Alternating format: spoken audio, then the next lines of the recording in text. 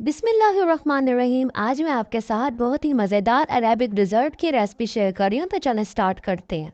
हमें चाहिए एक अदद अंडा। अंडा जो है रूम टेम्परेचर पर होना चाहिए, फ्रिज वाला ना हो। उसके बाद हमने 1/3 कप चीनी ले लेनी है।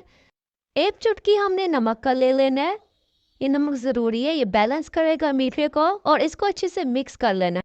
आप 5 से 6 मिनट के लिए रख भी सकते हैं ताकि चीनी खुद ब खुद मेल्ट हो जाए इसके अंदर। अच्छा जी, उसके बाद मैंने डाल देना है इसके अंदर 1/3 कप ही ऑयल। जितनी हमने चीनी लिया ना उतना ही हमने ऑयल ले लेना है। और उसको भी अच्छे से मिक्स करके इसमें मैं डाल दूंगी दही। दही हमेशा जो है ना हमने यूज़ करना है इसमें मीठा, या आप नेस्ले का भी ले सकते हैं। अगर वो नहीं है तो घर में जो मीठा दही होता है वो यूज़ किया जाए, खट्टा ना किया जाए। इसके बाद हमने 1 टीस्पून बेकिंग पाउडर ऐड कर देना। अब हम इसमें 1/4 टीस्पून जो है वनीला एसेंस का डाल देंगे। वनीला एसेंस नहीं है तो आलमंड एसेंस भी डाल सकते हैं। अगर दोनों नहीं है तो कोई बात नहीं, आप स्किप भी कर देंगे क्योंकि जो हम आगे चीज़ें ऐड करेंगे तो उसमें फ्लेवर उसका भी आ जाएगा।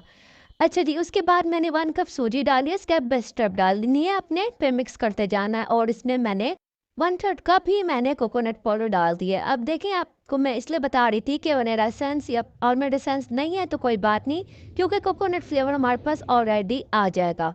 अच्छा जी, मैंने अच्छे से मिक्स कर लिया। उसके बाद हमने कोई भी बर्तन लेना है, बेशक आपके पास केक वाला है या कोई भी है, बस वो ओवन में यूज़ हो जाए। तो उसको ना हमने ऑयल से अच्छे से ब्रीज कर लेना है।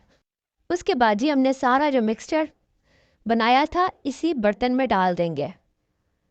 2 से 3 बार हमने टैप टैप करना है जैसे हम केक को करते हैं। उसके बाद जी हमने इसको ओवन में डाल देना है। ओवन को मैंने जो प्री हीट करके रख दिया था पहले से। टेम्परेचर मैंने 180 रखा था। उसके बाद जी मैंने शुगर सिरम की तैयारी कर लेनी है। तो यहाँ मैंने 2/3 कप शुगर लिया है, मतलब 1 कप से थोड़ा सा कम, 3 ही से शुगर हो 1 कप में ना, चौथा हिस्सा खाली। अच्छा, उसमें मैंने 1 कप पानी डाल दिया और इसमें चीनी जब मेल्ट हो जाएगी तो डाल दूंगी 1 टीस्पून के करीब लेमन जूस। लेमन जूस ज़रूरी है, बहुत मज़े का फ्लेवर आता है। अच्छा जी, यहाँ हमारा डिज़र्ट भी बेक हो गया था। अब मैंने इसमें शुगर सिरम ऐड कर देना है।